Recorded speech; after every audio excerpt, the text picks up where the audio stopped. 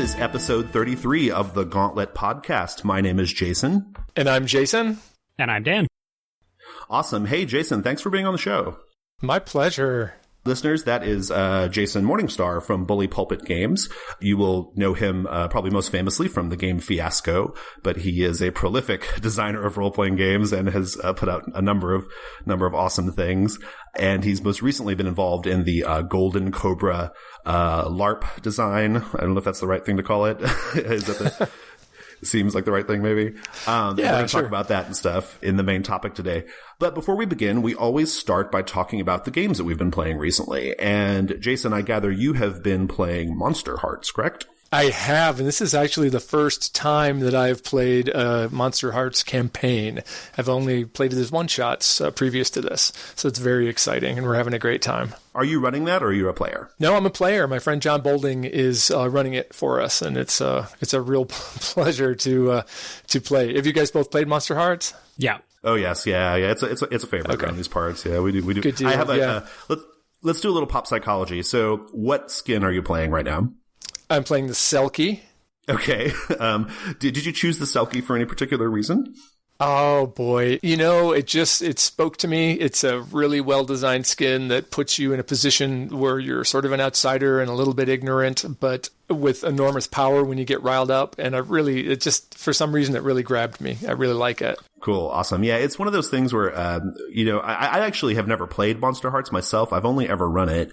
But as the MC, one of the things you get to do is you get to see like why people are choosing the skins they choose, because they usually discuss it, and I find that to be very fascinating, like the skins that people go for. So anyway, yeah, Monsterhearts is great. We should probably, I'm sure our listeners know what Monsterhearts is, but it's a game by Avery McDaldno. It is powered by the apocalypse, and it tells the story of sexy teenage monsters doing sexy things and living their messy lives. So that's been my experience. It's very sexy and very teenage and very messy. So how many sessions are you guys going to do? I don't know. We're 4 sessions in, and I bet we have another 2 or 3 to sort of wrap up our current arc. Cool. Awesome. Great. Yeah, Monsterhearts is awesome. It is. It really brings me back because I'm like, I'm having those, you don't know me, you don't know what what's going on with me, and I hate you, and you've never loved me, kind of, all those sort of teenage emotions are coming back, and it's very satisfying. Yes. I love it. That's awesome. Do you have a werewolf in your party? We do. Of course we do. Yes, we do. Is he or she, hopefully is he a smooth-chested, beautiful werewolf? Boy, yeah, he kind of is. He kind of is. Awesome. Sounds like a good game of Monsterhearts to me. Just gonna throw that out there. He's got his own shitty death metal band, and awesome. That's good. And everybody's in love with him. Oh, that's good. That's so great. what's the name of his death metal band? Oh, I think it's Black Oak or something.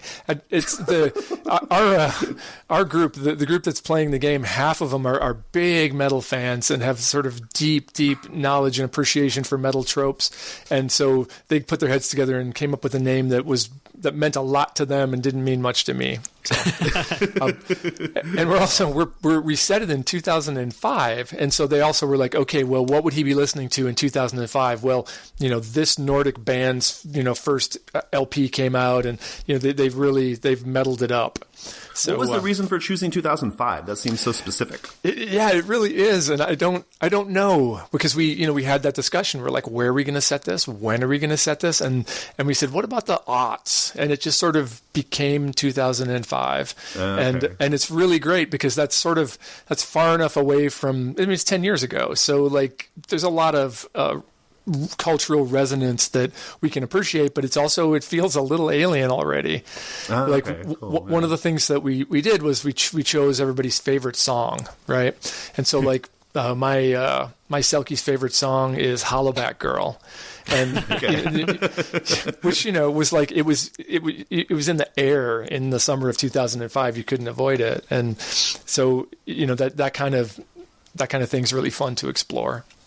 Awesome. Yeah, I think like the only decision we ever make, Dan, is cell phones or no cell phones. It's basically pretty much the single setting decision we make. Cool. Is there anything else you want to say about it? So one of the things I really love about Monsterhearts is that it was one of the first hacks of Apocalypse World, and I think in some ways it really fixes some of the things that didn't quite hit right with Apocalypse World. And it's a beautiful game in its own right, and I name check it all the time as a piece of design. So I have enormous respect for Avery and what she's done with it. Cool. Awesome. Yeah. It's a pretty badass game. Dan, I gather you have been playing Masks, but also a game I'm incredibly jealous that you've played and I haven't, Pandemic Legacy. You want to talk about those? Sure, yeah. So real quick, Masks, you guys talked about it last episode, I think, right? Yeah. Listening to that episode, I think Rich kind of had some of the same thoughts about it that I would have had. So I'm not going to belabor them. Like, we had our big climactic super villain battle, and I tried initially to follow the advice and how to run those, and was like, well, I'm just going to run this. Like, I have a sense of how these should go. And so I just ran it like, sort of the 16 hit point dragon way, right? Oh, sure. You get close enough to punch the dude in the face and he goes down, but it takes a lot to get there. Right. Yeah. I don't know. I thought it was great. Like, it wrapped up really nicely and everybody's super happy about it. So, that's Masks. But Pandemic Legacy, I don't know how much I want to say about this because... Yeah, be careful, dude. Yeah, I know. I feel like I'm like in a minefield here because I don't want to spoil things. Well, just say what it is so listeners know. It is the game Pandemic, which is a cooperative board game. In the base version, you're trying to cure like 4 diseases that are outbreaking across the globe, and you're sort of like moving your pieces on a map, trying to cure cities of diseases while the diseases are popping up other places. That's the general gist. And so the twist that Pandemic Legacy does is that every game, you're drawing these cards. Initially, it comes with a deck that is set in a certain order. And before every game, you draw cards out of it. And it says like, well, this is what your goal is for this game. And then they'll have trigger conditions and stuff where like halfway through, you'll draw more of these cards. And it says, oh, well, now your goal is actually this because all this other stuff just happened. And as you're playing, you're actually putting stickers on the game board and writing on the game board, and the rules are changing as you're playing. Depending on how well you do or how poorly you do, your initial conditions for the next game will be different. I feel like it like really breaks a lot of rules and it feels really weird to play. Doesn't it? It sounds like it's almost like transgressive, right? I mean, you're marking on your game stuff and you're putting stickers on it. Right. Yeah. And so like when we were talking with Grant Howitt, he was talking about how he was making a game where you rip up playing cards and how weird that feels. Yeah, and this is the same sort of feeling where like I am irreversibly marking up this game board and I'm going to be able to play this thing. Like you can play it 12 to 24 times, depending on how well you do. It's over the space of 1 year and you have 2 shots at every month. So if you win the first game on any given month, you move on to the next month. If you lose, you get 1 more shot and then you move on regardless. Okay, got it has a lifespan of 12 to 24 games. And then it's just done. Then like you throw it away and you wait for them to release season 2. So that speaks to me. I love it. I'm a big proponent of the sort of ephemeralness of games, right? Like, and I'm very much into that concept. Jason, has that one been on your radar? Yeah, definitely. I love the base Pandemic. The downside for me, the difficulty is playing the same game consistently over a long period of time with board games. A lot of people complain about the sort of destructive nature of any of the legacy games like Risk Legacy or now this one. But how many times, honestly, are you going to play? It's a good point. Yeah, it's a really solid point. I think you get your money's worth, and I'm not at all worried about that. Yeah, absolutely. When I was like debating it, that thought briefly popped into my head, and then I looked at my shelf and saw all the games that had not been played 12 times. Right. And so, honestly, the fact that this only has 12 to 24 plays in it, I feel like that's going to actually give me the motivation to get through it. Do you guys know about a game called Sweet Agatha? Are you familiar with that? Yes, I've played it. It's fabulous. Great. Okay. The idea of destructive texts where you're, taking the game apart, that sort of brings it into a role-playing space. I think that's a great game, too. Who wrote Sweet Agatha? Remind me. Kevin Allen Jr. Okay. What has he done since? I don't think his name is not super familiar apart from that. Yeah. He's got married and has been busy leading a healthy, productive life. And he's got a couple games that are sort of in the can but haven't been published yet. Okay, yeah, Sweet Agatha's pretty great. Dan, that'd be an awesome one for you and April to play. Yeah, I have it on my shelf, actually. We just haven't gotten around to doing it. But it's in the sealed envelope, and I don't want to open it until we're actually going to play it. So I don't even know what's inside it. I just have this sealed envelope on my shelf waiting to be played one day. Hey, Jason, would you mind giving the listeners some context and just saying kind of what Sweet Agatha is? Sure, yeah. Sweet Agatha is a 2-person game that you change as you play it. So it's kind of a mystery game. You're learning about these characters as you discover who they are as you play them.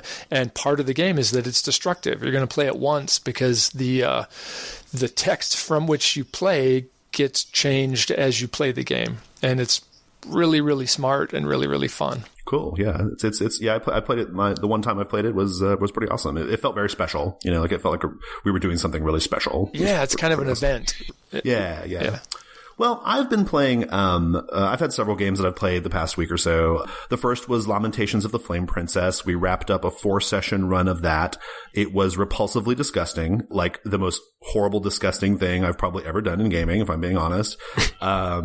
But it was still so good because our GM is just one of those guys who's really good at bringing the grotesque horror to life. And so that was kind of fun. And I'm one of these people who believes that you can have space for games like Golden Sky Stories and Lamentations of the Flame Princess. So I'm kind of okay with that. You did a thing for Lamentations, didn't you, Jason? Sort of, yeah.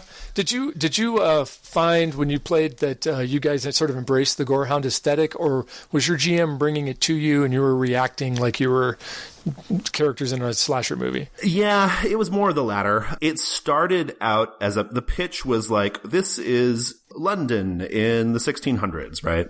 And so we were kind of having like that sort of adventure where we're going on these errands and all the combat involves shooting our muskets and our little guns and all that stuff.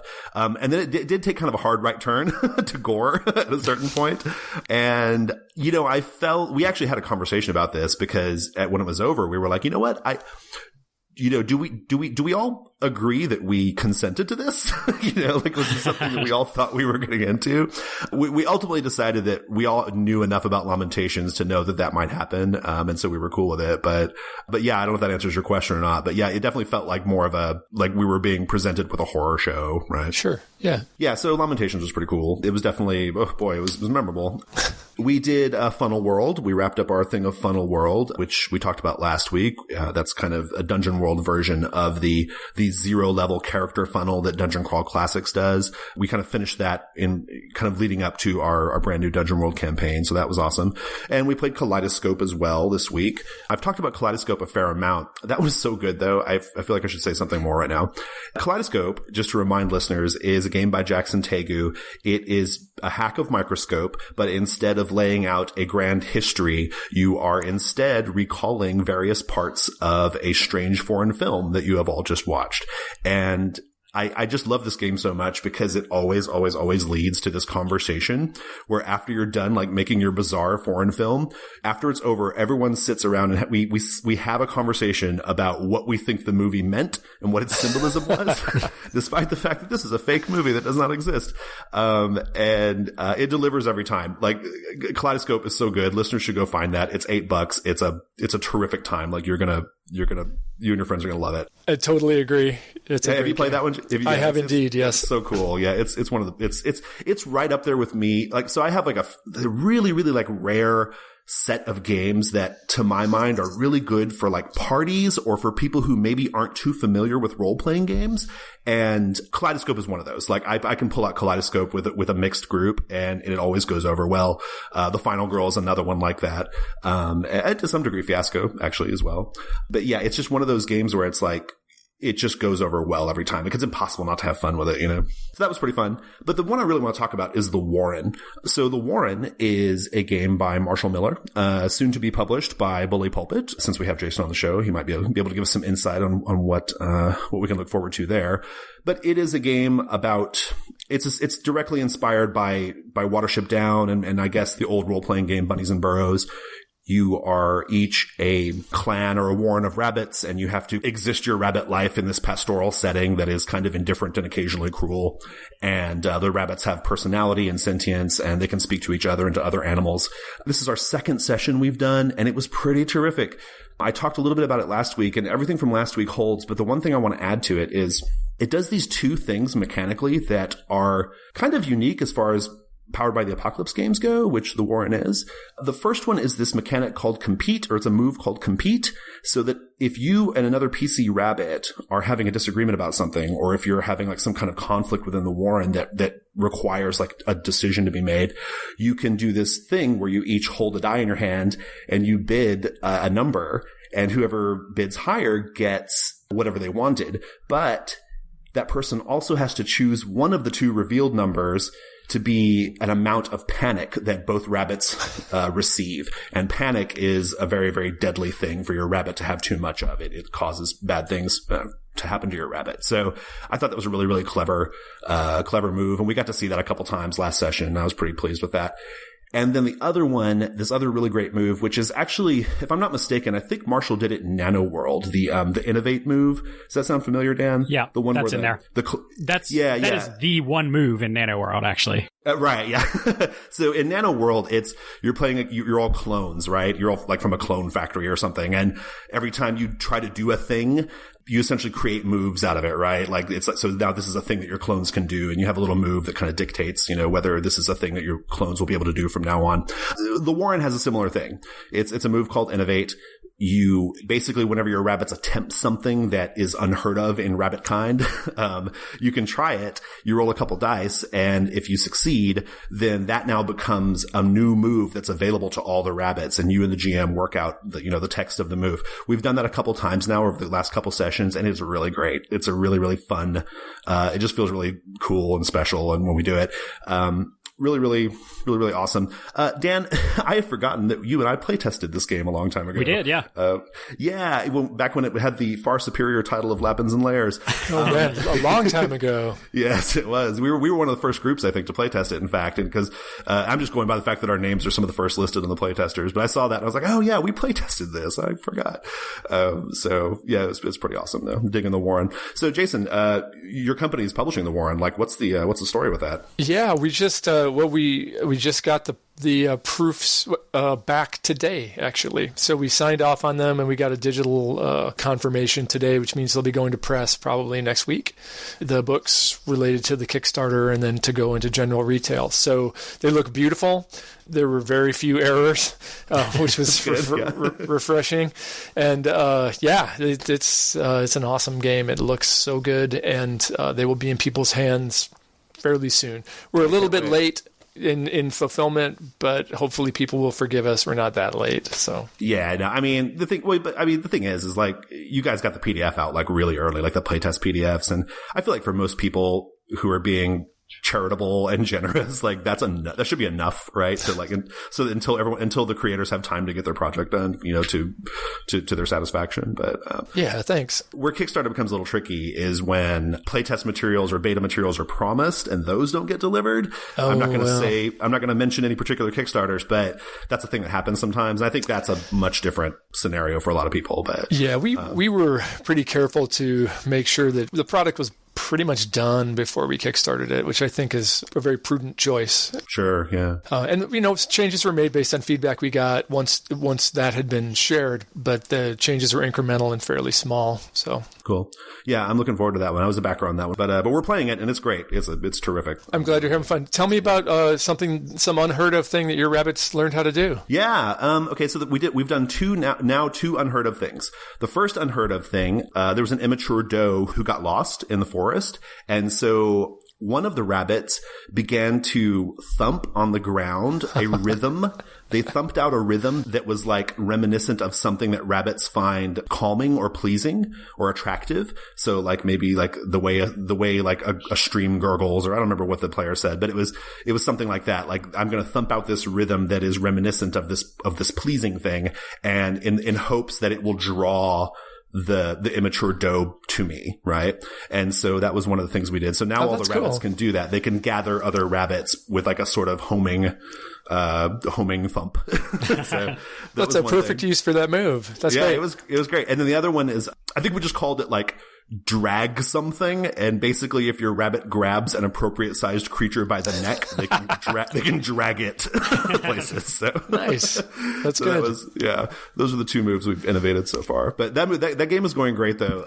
Our first session, all the rabbits were very much like swimming together and very focused on their present problems and working together. But by the time the second session rolled around, it's turned into something a little more darker and conflict stricken with conflict. And so now we have like we've got one character in particular who's really, really playing like the Inspector Javert type villain, or like they think that they're doing the right thing, like that guy. Yeah, their behavior is kind of fundamentally evil, but they believe that it's for the good of the Warren, and so they do it anyway.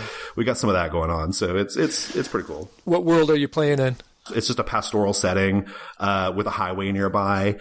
And okay. So you're not using one of the pre-written ones? No, we're not doing one of the pre-written ones. No, I wrote like 3 or 4 beforehand, and then we kept a few of those and I kind of added another one based off what it sounded like the group wanted to do. So we've got like World of Spring and World of Boy. There's a boy who like brings them pellets, and and but the boy might be doing it because he wants to like keep one of them, and so World of Boy is a thing that they have to cope with. So yeah, it's good. We're having fun with it. Okay, cool. Well, so that just leaves the last game on the list is Steve Hickey's Soth, which you played, right, Jason? Yeah. I'm actually running that for my other group right now, and we just started playing. So Soth is it's sort of like a funhouse mirror to the setup for a game like Call of Cthulhu, in that you play cultists dedicated to returning this eldritch god to Earth, and there are all kinds of forces arrayed to stop you. There are investigators, and the GM has a currency of suspicion that can be used to mess up your plans, and you have to complete 4 rituals to bring Soth back to the world, and they get increasingly more difficult. And the currency of suspicion means that the GM has all kinds of stuff he can throw at you to make it harder. And it's really tight. It's really fun. It's got a couple of really clever mechanics in it that really do I'm saying really a lot, that do a good job of showing you kind of the cultist mindset and worldview. And it's just dark and funny and just a good time. Yeah, we've played it, and I think, we've talked about it a couple times, I think. It's really terrific. One of the mechanics that I liked, let me get your opinion on this mechanic. The one that I really love is the Mask of Sanity thing. Yeah. How'd your group do with the Mask of Sanity? Oh, it was great because there's sort of a learning process. So like I told them, I'm like, you have to invoke this mechanic, and if you don't, you're giving me ammunition to use against you. And their natural inclination is not to use it, to play things totally straight so that nobody gets suspicious of them. And that that dissonance is just beautiful at the table. So the way the Mask of Sanity works for your listeners is that as you become sort of gradually more deranged, as you get closer to achieving your objective, and you do more and more horrible things and you become unhinged, when you interact with somebody in a meaningful way, you have to invoke the Mask of Sanity. And the crazier you are, the harder it is to maintain that mask. And so you have to do incrementally more outrageous things within that conversation in order to avoid sort of a mechanical penalty. And there are things like, help me out here. One of them's like, issue a veiled threat. Talk about how great Soth is. Right. And they're all the kinds of things you expect a wild-eyed cultist to do. So it mechanically reinforces great role-playing because you desperately don't want to give the GM any more ammo to use. And so it's really fun to see, in our game so far, to see players sort of that light bulb go off where they're like, oh, I need to figure out how to engineer this innocuous conversation in a way that's going to be really dark and off kilter, or I'm giving Jason more suspicion to use against me. So yeah, it's fantastic. What I found, and Dan ran it, so Dan might have better insight here as far as all this goes, but I was really, really impressed with some of the role play that was going on at the table because of that particular mechanic. It was so fun to watch my fellow players like think about the scene for a second and then figure out like how they're going to work that crazy thing in without seeming like they're totally bonkers, right? Like it was pretty awesome. How did you feel about running it? Did you feel that managing all the suspicion was easy to do, or how did you feel about that part of it? Well, I've just started running it, so I'm still sort of learning as I go. There's a lot to keep track of, and I think in terms of state tracking, there's a lot on your plate as the GM, but I think it'll be manageable as we go on. The other piece to it that I first of all, it's like a little treasure box of a game. It guides you into play in a very straightforward way. And one of the other pieces of it is that everybody has an obsession. Of course, you're cultists, right? Of course, you're obsessed with something. And those obsessions demand that you do something every day. And every day it has to escalate, which is a brilliant way, again, of sort of modeling that lunatic arc. So like in my game, one of the characters is obsessed with her boss. Every day she has to threaten or frighten her boss in a more severe way. And, like that escalates fast. So I could see the guy playing thinking, how do I do this in a fairly mild way so that later on I can really escalate this? I don't want to come on too strong.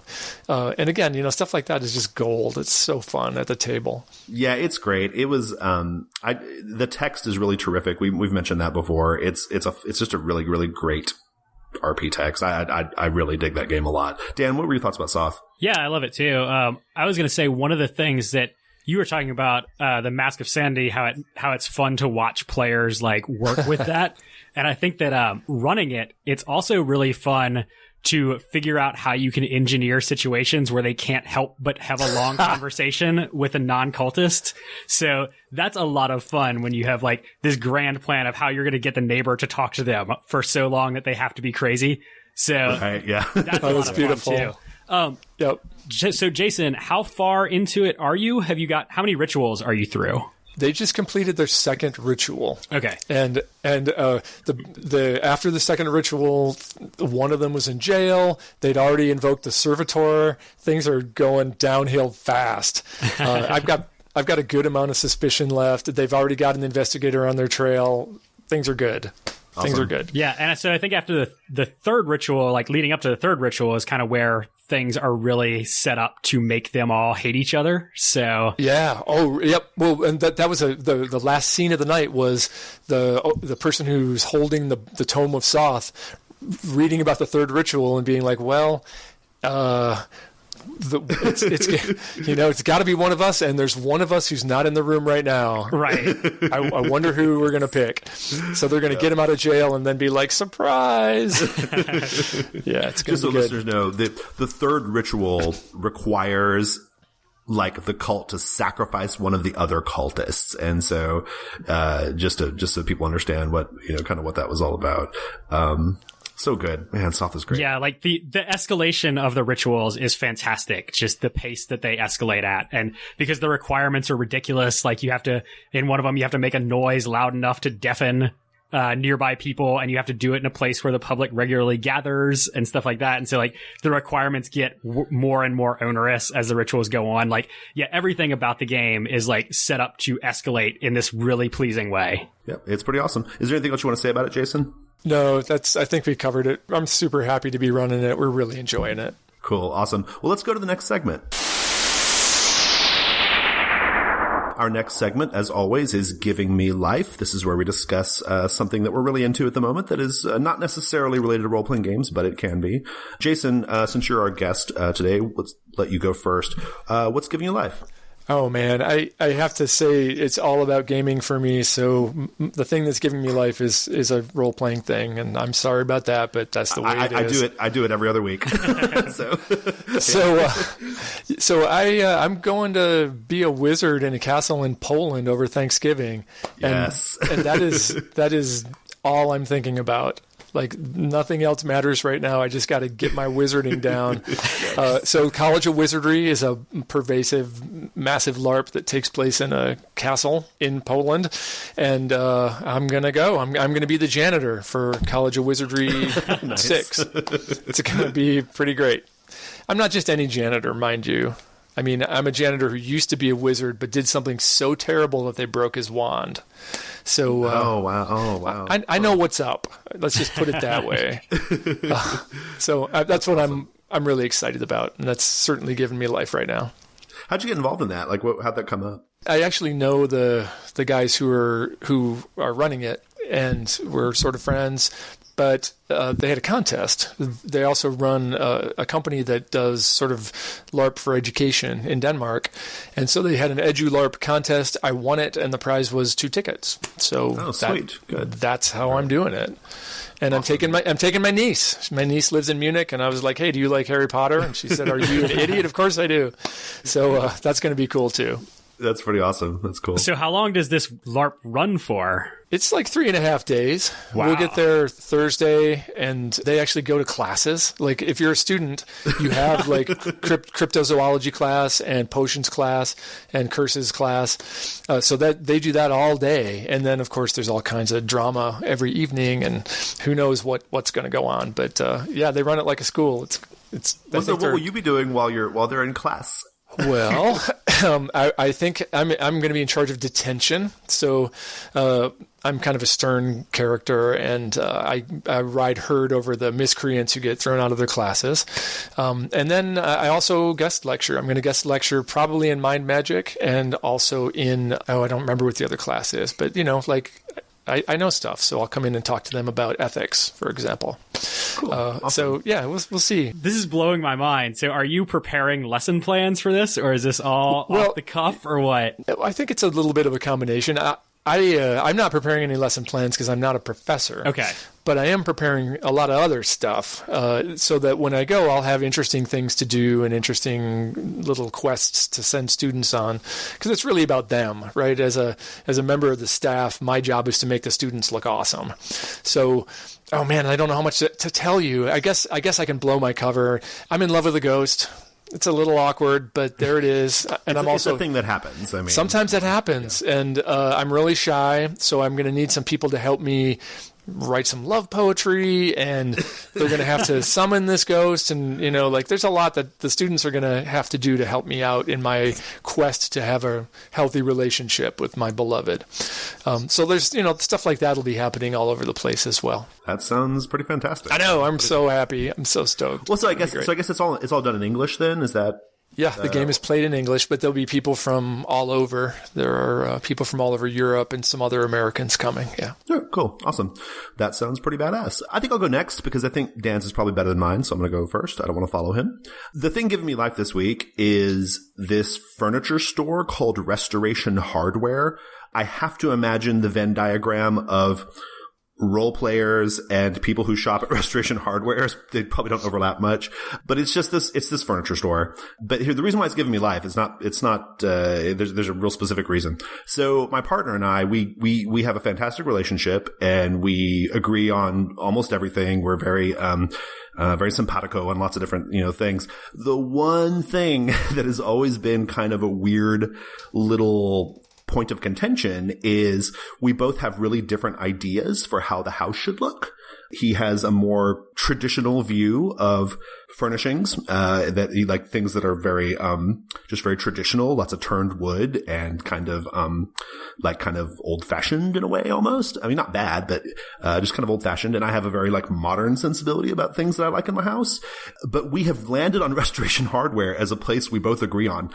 We both love everything we see in there. And so that's really great. Their whole shtick is they take old design concepts, from 17th century French abbeys or whatever, right? Just bullshit like that. And they kind of repurpose it for modern living. And so it kind of speaks to both of us. And so we are coming together even more closely. It's going to save your relationship.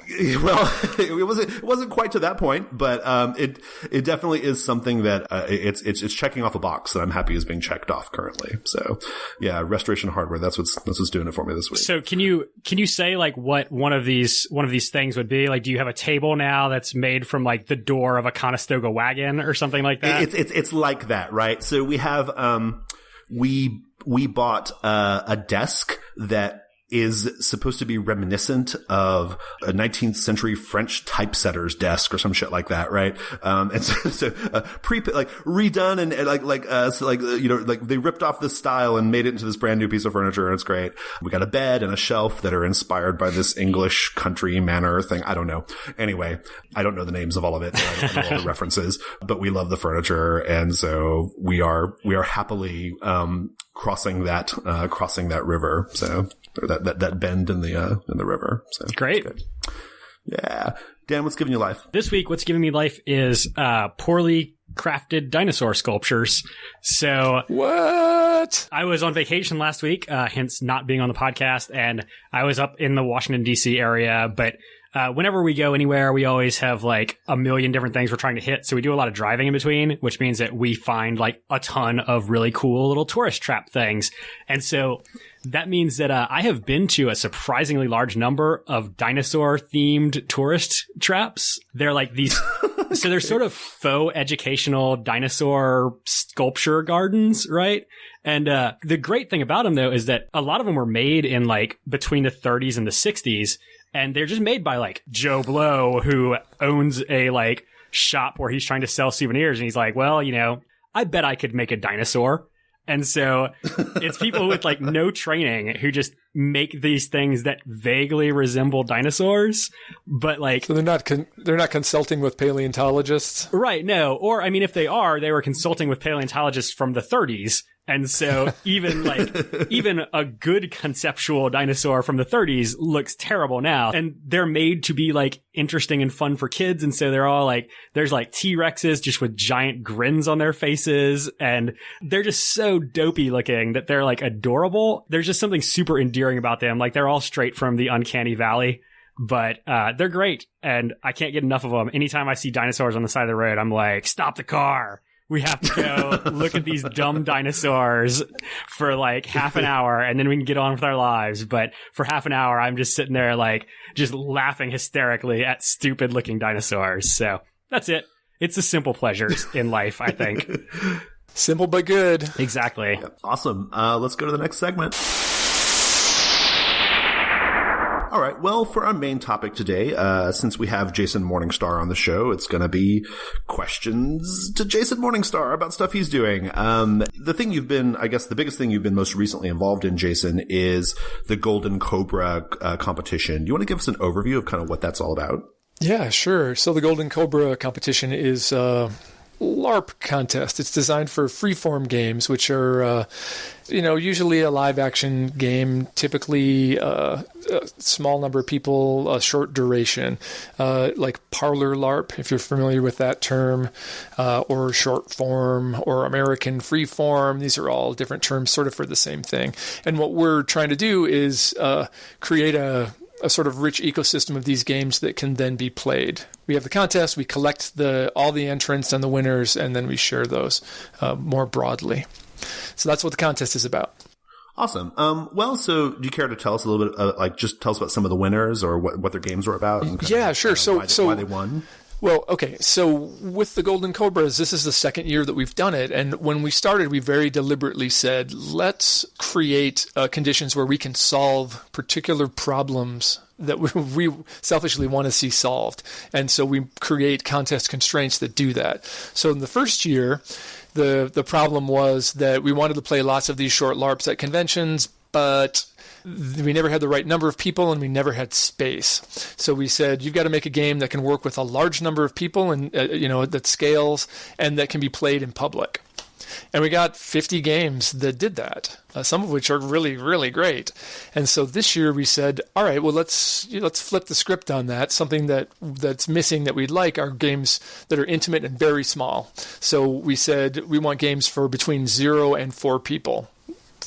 0 and 4 total participants. Can you just back up for a second? All right, okay. Yeah, I know what you're going to ask.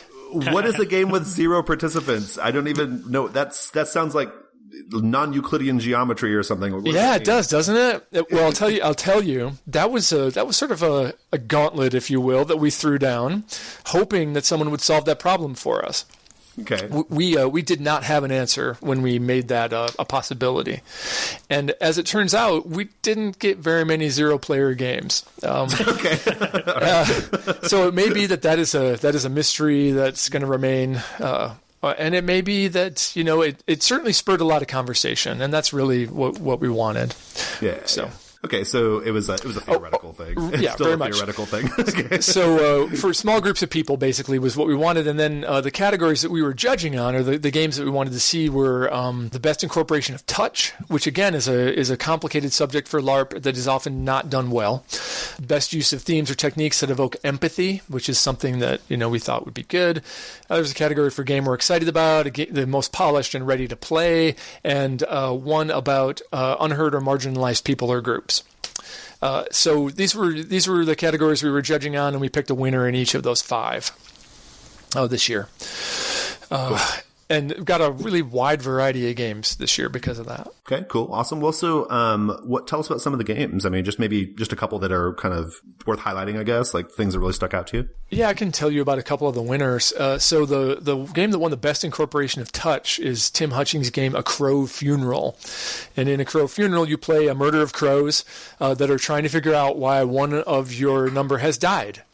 So there's a dead crow, and you're all kind of standing around trying to figure it out, not from a philosophical point of view, but from a very pragmatic and practical point of view, because whatever killed, your buddy could easily kill you. So you got to understand what happened. Okay. And it has a beautiful mechanic where you sort of pile your hands up, and the only crow that gets to talk, that gets to posit a potential solution for this problem, is the crow whose hand, or the player whose hand is on the top of the stack. And if you talk when your hand is in the middle of the stack, everybody goes, hey, shut up, hey. And it sort of beautifully evokes that sort of groupthink mentality that, when you think about a flock of birds, you think.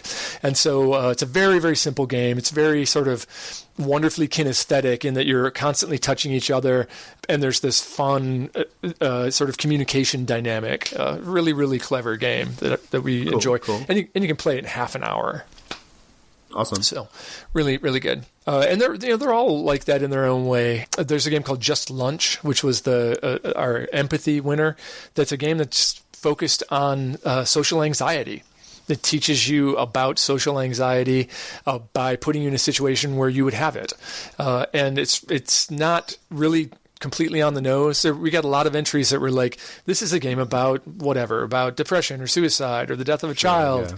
And they were very, very direct. And while Just Lunch is, it's very specific about in its aboutness, it approaches it in a little bit of an oblique way because you're playing a lunch date, and it's very well done. What does the game do that specifically evokes social anxiety? Like, what's happening that causes you to feel that way? Sure. Well, first of all, I'd encourage you and anybody who's interested in this to go check it out. You can go to the goldencobra.org site and actually download and play these games. They're all We'll link to it. Most of them are the authors have said, yeah, please make them available and share them. So you can go play Just Lunch if you want to, or just read it.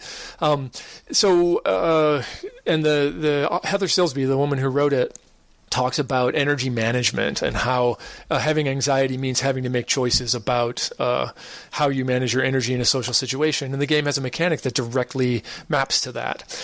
So as you're playing the game, you need to make these choices, and they're actually quite stressful choices. So it does what feels to me like a good job. People that I know who experience social anxiety to a great degree. I think I experience it to a very minor degree, but there are people I know that when they've read it, they're like, that nails it, which is, a pretty ringing endorsement for me. Yeah, that's super interesting because listeners will find this surprising probably, but I personally, I have very, very intense social anxiety. Like, I have a really, really hard time being in groups of people and interacting with groups of people that I'm not familiar with. Like, I'm not good at just kind of putting myself out there and managing that situation. So I can definitely empathize with that. That's pretty, that's interesting. Yeah, you should check it out. Yeah, I think I definitely will. Cool. Well, let's, now that I've gotten all personal on the show, let's bring it back to Jason Morningstar. Well, so, okay. I know last year for Golden Cobra, you guys you published that gigantic PDF of all the games. Are you guys going to do that again this year? We are, but in a more sensible way. Yes, it's not going to be a 500-page info dump. That was a huge PDF. It was so big. It really was. And I'm sorry, but we were volunteers, and that was the easiest way to do it. So that's what I did. No, I know it was great. I mean, I basically spent the whole afternoon like going through all of them. It was fun. But it's going to be we actually got some volunteers who are layout people who were like, hey, can we do this better for you? And so it's going to be better. But I don't know exactly what form that'll take, but It'll be better. Well, that's awesome. Is there anything that you want to say about Golden Cobra before we kind of go on? I mean, it was, I am myself not much of a LARP guy, and I have some questions about that. But is there anything about the contest itself that you wanted to say? Yeah, a couple of things that I think are. I'm really glad that we started it, and I'm really glad that it's achieved a little bit of success and that people are interested in participating. The barrier to entry is really low, and because of that, we've observed a lot of new people, and for reasons I'm not entirely sure, particularly a lot of women that had never designed a game before that are entering and participating, and that's very heartening, and I'm really glad to see it. So that's one thing that's come out of it that I'm really proud of. That it's encouraging new designers, and it's also building sort of a body of work that has a lot of utility. Some of these games are just great and are easy to instantiate or to share. So it's been a very positive experience from my point of view. Awesome. Yeah, we'll put a link to the show so people can go check out the stuff that's available for it. I have a question though about LARP generally and freeform generally. So my read on LARP and freeform is that there are a lot of people in the tabletop vector of the hobby, particularly the indie space, who are LARP curious, for lack of a better term. I think who are like kind of like looking at this movement that's going on, because I'm one of these people. I know Dan's one of these people too, who are looking at this stuff going on and really, really like interested in it, but maybe not sure how to like approach getting into it, right? Because it is quite different from playing a tabletop game. Do you have any like just tips about like how to get started or games that might be a good like entree into it? I do. And I think the first thing I'd say is that it's not that different. There's a physical kinesthetic movement component to it that is different, but in many ways it's the same activity, just standing up and moving your arms around. So if you're interested in it, then I would encourage you to explore it, because there's not that big of a difference. And I'm speaking specifically about these small, focused, sort of parlor LARP kind of games and I'm happy to name check a few of them that I think would be great for tabletop players. Please do. Yeah, that'd be great. So, like, I'm a tabletop designer, like I have been for a long time, and that's how I think. And so any sort of live action games that I write often have mechanical components that are going to feel very comfortable to tabletop players. So like I'm with you. I'm in your space, and that's a thing. But let me just name a couple. So there's a book called LARPs from the Factory, which is a bunch of games that they vary widely. Some of them are more complicated or more intense, but it also has some really good introductory games. The Association for the Advancement of Fairy Tale Creatures is a beautiful game that on the surface is it's basically like Fables, but with Robert's Rules of Order. So like you're having a meeting. It's a meeting of the association, and the big bad wolf's there, and Little Red Riding Hood, and the Princess and the Pea, and all these characters, and they all have their own agendas. And so it's very approachable because it's very light in that way. But it deals with some very serious issues. When I played, I think I was the Handsome Prince, and I was very much a radical anarcho-syndicalist. I was going to tear the system down. So it's very fun. There's another game called Limbo that is also in the LARPs from the Factory book. Easy to run, really fun, really simple. The idea is that all the players are dead. They've all died recently, and you find out the manner of your death as you play the game. And then some dude comes around with tickets to different places that you might go from Limbo. And you basically have to sort out who's going to go where. And some of the tickets are to heaven, and some of them are not to heaven. That's and cool, yeah. Some of them are back to earth and so forth. So it's, again, a light, simple, fun game. You got me started. You're going to hear it till the end. A game that I run all the time. Yeah, seriously, you guys, we need to get together, and I will show you how cool this is. There's a game called The Tribunal that I run all the time. That's a great introduction. You've probably heard people talk about The Tribunal, but it's a fairly intense 2-hour game where you're making these really life and death decisions, and it's all about a group coming together and reaching consensus in an impossible situation. Great game. There's a game called Upgrade, which is a really silly game that's based on reality TV, where as a player, you play somebody on one of these dumb shows where you go on dates, and at the end of it, you decide whether you're going to stick with your partner or upgrade. And it's very vapid and horrible. Really funny. Yeah, that's one of the ones that Emily Carboss also recommended. Oh, did she? Yeah. Oh, did she? Oh, okay. I was looking at the list and I was like, Jason even asked that. He's like, I don't want to duplicate with her. Well, no, I feel like that's a vote of confidence in it that like two people now have independently suggested it. Oh, for sure. And yeah, the Upgrade is always hilarious. Really fun game and very well made. A couple of my games that are really, I think, very good, and I've got really good feedback from tabletop people saying, hey, this was my first LARP and it was great. I wrote a game called The Climb, it's sort of half LARP and half tabletop, and a game called Juggernaut, which is sort of the same. You can sort of play it around a table, and both of those games are, I think, really good points of entry. If you play them and you like them, then you can try something else, and then you're hooked. And it's all over. So.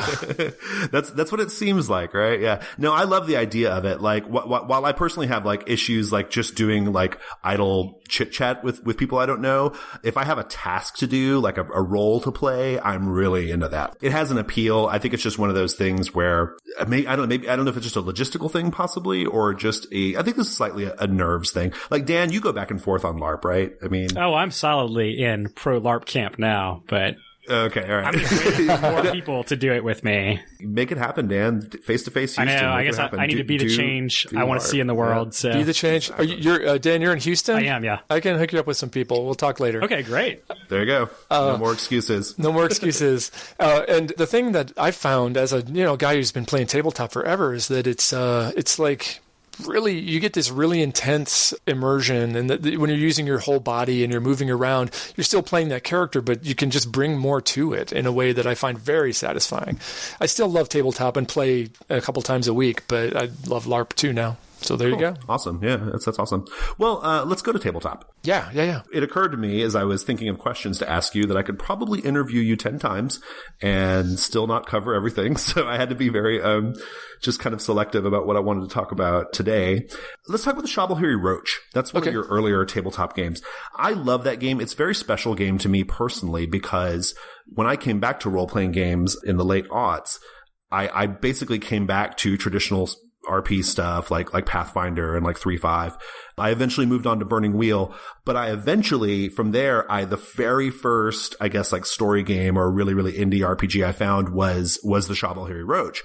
And it was just such an eye-opening moment for me. Like I was floored by suddenly it felt like there was so much possibility in role-playing games. It was opening up a whole like new avenue of thinking for me. And so, I've played it and loved it a bunch since then. For context, for listeners, it's a sort of Lovecraftian horror, kind of a gonzo Lovecraftian game, I guess, about professors doing their petty, squabbling professor bullshit, like trying to one-up each other in this academic setting. But there's also an insect, a roach, that you can take into your body, which takes over their mind. The roach is kind of like a Sumerian god king that she makes their behavior very like brutalistic and over the top, right? A beautiful little metaphor for academia. My partner and I are both involved in academia, so it really spoke to us. But my question, though, after all that, my question is, I am led to believe that Bully Pulpit is working on a revised edition of the Shovelhairy Roach. What caused you guys to do that? What's that all about? Well, the game does resonate with academics, and it was a way for me to deal with my injuries from yes, going back to grad school. So we're going to revise the game. And it's going to be way better. I've learned a lot in the last 10 years. One of the things that I've learned, there's a concept called maximum fun quotient, which is the amount of play before a game inevitably begins to decline in the amount of fun it generates. And the MFQ of the Roach is like 3 events, and it expects you to play for 6. 6, yeah. and no one really does because it's no fun. And there's a number of pieces of the design that are incoherent that I could go into in great detail, but it's time. It's that the idea is wonderful. There's a lot of good stuff there, but it's not I don't think it's a really great game as games go. So what often carries it is, you always have fun with your friends, and it's so colorful and so many interesting things are happening that maybe you overlook the fact that it doesn't quite hang together as a game in the way that I would want it to now. I think it's really awesome. I think it's awesome that you're able to look back on your older work and assess it, like, honestly, and say, hey, I've learned a lot about game design since then, and I think this is a game that has a lot of value in many ways. Let's make it as good as it can be. I think that's tremendous. I think it's really good. Well, thank you. And I have to say, it warms my heart to hear you praise it, and then that it was your entree into better things. It really is. It really was. Like, it was, I can still remember the feeling of when I was reading the Charbel Roach for the first time, and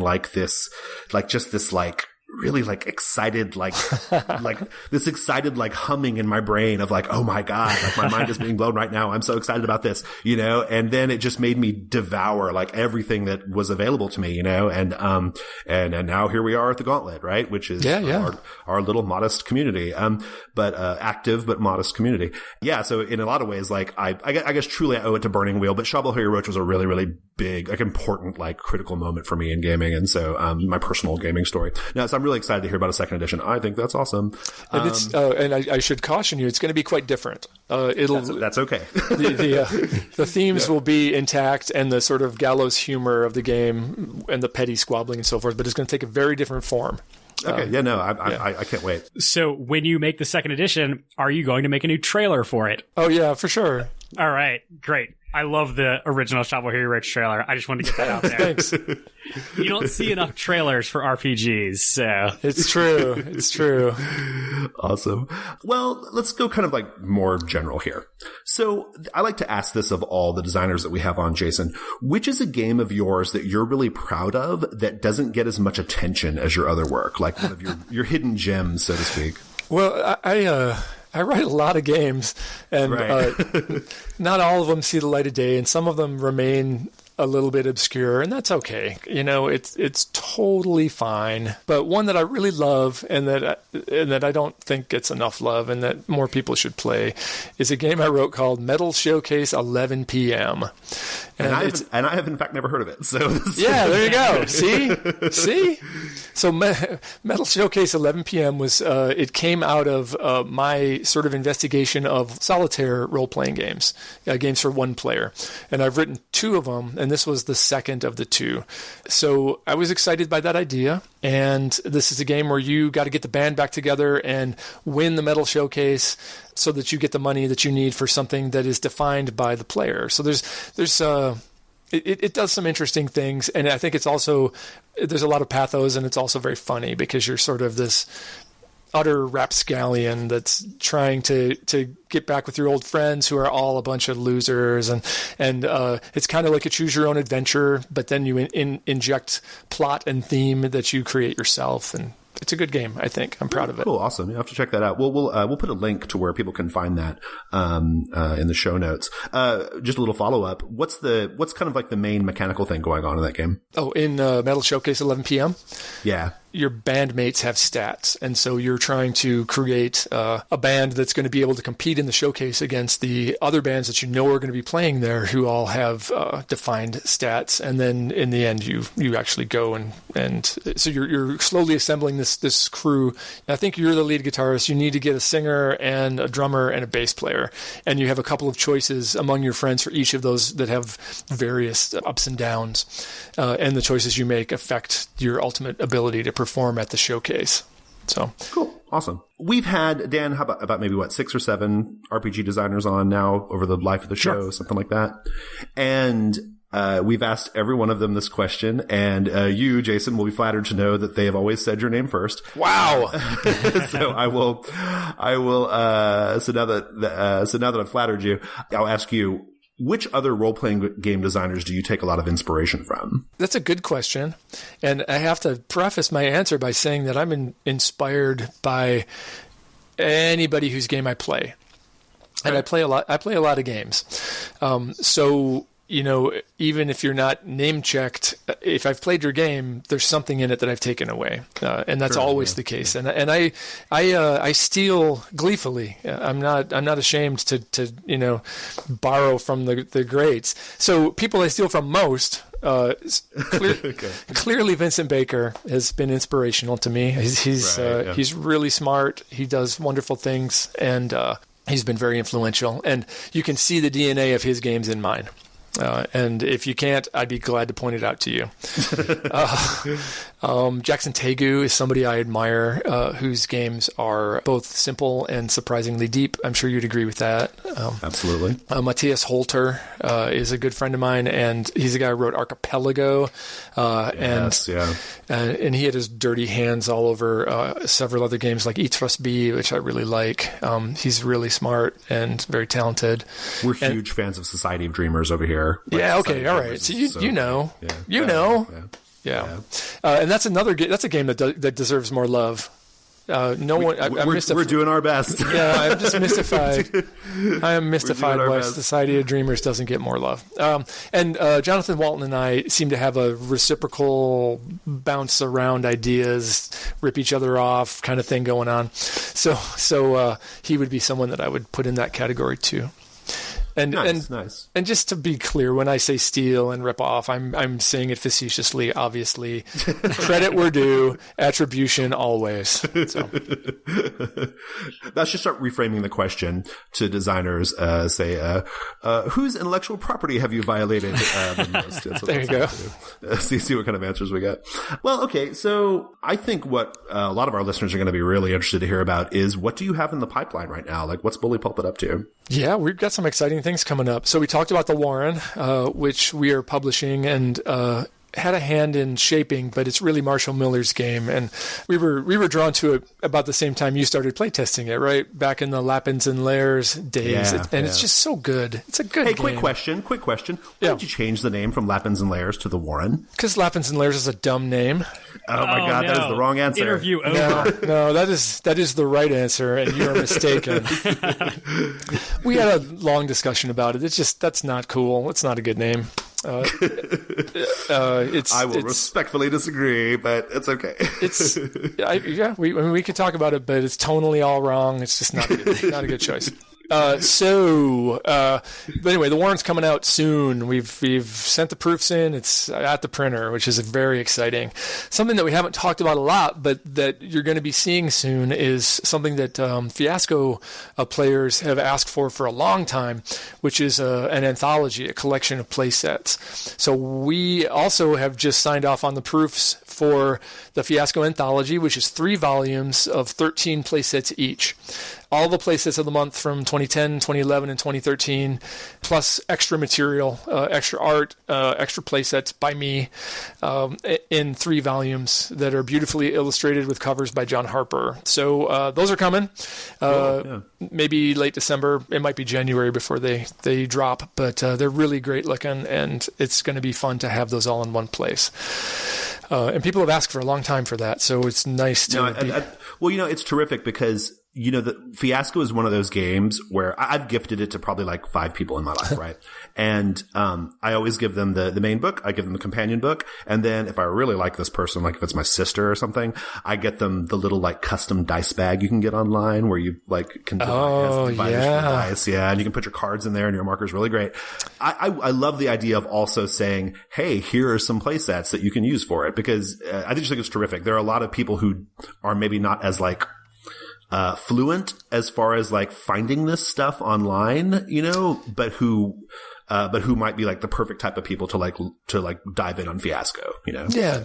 And that's something that we learned because my initial reaction was just go online. We're giving them away for free. But there's a pretty significant number of people who really they want a perfect bound book. And so I'm glad that we can give them that. And it's so good. And the playsets that I wrote for the book are so good. I'm so proud of them. They're some of my best work. Oh, don't worry. We're testing your playset creation skills later on here in a minute. So okay, that's right. All right, yeah. I'm ready. I'm not scared. So the Fiasco Anthology is coming. The Warren is coming. A game that I just play tested at Dreamation, or not Dreamation, at Metatopia, and that that's been in the works and that is nearing completion is a sort of live action party game called Ghost Court. In Ghost Court, it's like a combination of Night Court and the People's Court, except that there are ghosts. So it's all about civil cases where somebody is illegally haunting, or two ghosts are trying to haunt the same place. And it is silly and fun, and it scales really well to any size group. When I ran it at Metatopia, there were probably 30 people at peak. You can come and go. It's very casual, and I think it's going to be very well received. I saw the photos that you posted of Alex Roberts kind of photoshopped as a ghost. It was pretty great. Yeah. She was a very anti-living judge. If you were a living plaintiff or a living defendant, you got a hard time from Judge Roberts. Nice. Cool. What else is going on with Bully Pulpit? Oh man, so I've got a bunch of smaller live action games that'll be coming out soon. A game called The Dream, in which you play the crew of a film production of a film called The Dream in 1911? I think it's 1911. And you, in the process of playing this game, you actually film it. So when you're done, you have an artifact that's your version from the same shooting script that they used for the original cool. film. Okay. It's 11 minutes long, which is the length of a reel of film for a one reel film in that time. And you're playing real people. Like it starred Mary Pickford, so somebody plays Mary Pickford. And it's cool. That's going to be fun, and I think it'll be neat to see how people interact with it and create. Games that leave behind artifacts are my obsession right now. I'm so obsessed with this as a gaming concept. Yeah. Dan just ran that game 10 Candles by Stephen Dewey, and that has you leaving behind like a recording of people's last moments, like I don't know, that's a good future topic, Dan. Games that have artifacts absolutely that are left behind. That is, yeah. And I remember that.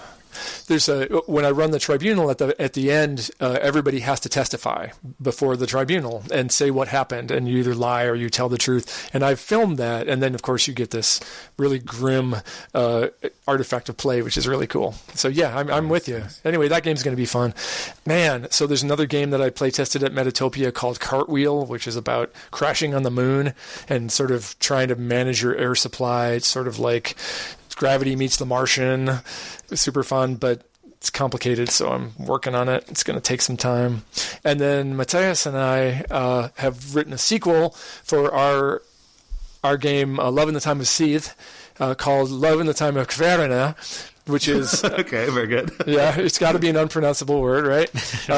That's it actually sort of ties into Soth, but it's its own game, and it's a standalone game all about these arranged marriages and love and betrayal, and there's a magic bird, and it's really great. Nice. So that's on the way too. So that's what's coming up. Awesome, cool. That's pretty exciting. Well, I've got one more question. We have a final question here. All right. I was told to be prepared for a final question. Yes, indeed. Hey, so Dan, this is a host participation final question. Are you ready for it? Those are my favorite. Yeah, let's do it. All right, good. I actually did not prepare anything, so this is just you guys entertaining me right now. Well, no, you're gonna have to flail around for an answer at the end. No, I'm not. Or you know what? I'll think of mine, and we'll insert those separately, like after the recording. So we won't actually. I had 100 things going on. I didn't do it. Okay, so here's my final question. Here we go. Okay, I'm ready. Yes. Prepare your body. Here we go. Let's say I wanted to make a Fiasco playset about smooth-chested teenage werewolves with sexy bodies and poor impulse control. 2-part question. First part, name a category for each of relationship, need, and object. Okay. And then name an element within that category. We'll let you start, Jason, so that we know what our categories are called. Okay, so our relationship category, smooth-chested teenage werewolves with sexy bodies. So clearly, intimate is going to be our relationship category, fellas. I love it. I would choose that one every time. Yep. I always choose romance if it's available. Okay, I need an object too? Yes, an object. Okay, it's going to be leather. Nice. I think we can come up with 6 leather objects. Yes.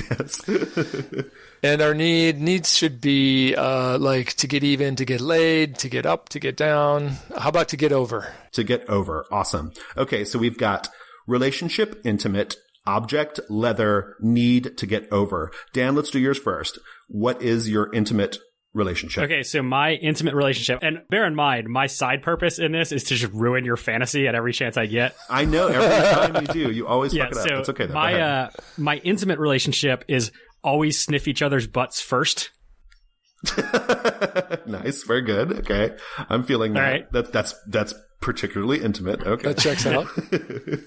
All right, good. Object, leather. Leather. So I'm thinking just on this, a dog collar with faux silver studs. Nice. Okay, nice. Yeah. Pretty kinky. I'm digging it. Awesome. And then need to get over. To get over, there's a need to get over a bad outbreak of the canine herpes virus. Nice. Okay, good. All right. Awesome. Good. All right. And now here's where I'll say my awesome stuff that Dan will edit in. Great. And now let's go to Jason. All right. Jason, relationship, intimate. Okay. It's got to be, we've smooth-chested, so we're going to go with waxing buddies. Nice. Good to have one of those, by the way. Just throwing that out there. It's helpful in life. Awesome. Object, leather. Okay. It's going to be chaps. Not originally assless. It's very good. I'm living it. I'm living for it. Loving it. All right. And then need to get over. Okay. Need to get over like deadlifting. Need to get over like 400 kilograms deadlifting, which is like a world record or something. So like under the full moon or whatever. Need to get over 400 kilograms deadlifting under the full moon. Nice. Very good. Awesome. Okay, well, that was great. Very, very fun. So now if you could just finish out that playset, that would be great. Yeah. Hey, listeners, if somebody will make me that playset, I'll give you $5 American for that. So boom. All right, awesome. Hey, this has been super fun, Jason. I'm really happy you came on the show. Thanks, me too. This has been great. Yeah, this is the show, listeners. If you want to get in touch with us, you should go to Google Plus Communities and join the Gauntlets community page. You can find it by going to G Plus, going to the community section, and searching for the Gauntlet. We also have an online Hangouts community called Gauntlet Hangouts, where we offer at any given time, there's about 20 games on the calendar that you can join. They fill up pretty fast though, so go join that so that you get the alerts of when they get posted. And we are also on Twitter, which is @Gauntlet RPG. Thanks again, Jason. Oh, my pleasure. Hey, can I say something before we sign off? Yeah, of course. Okay. I just wanted to say, I recently joined your community on Google Plus, and the threads there are thoughtful and civil in a way that I'm only somewhat accustomed to. The people who gather around this community seem to be really cool, and you guys are a credit to the internet. Thank you. That's awesome. Thanks. That makes me happy to hear that. Yeah, thanks. Yeah. We have fun with it. It's just a fun. I think I speak for Dan probably when I say that like we just love these games and we want people to love them too, other people. So anything we can do. Well, cool. Well, Dan, thanks so much for co-hosting and your future editing job. Yep. Yeah. Good to meet you, Dan. You too. All right, that's the show. Bye, guys.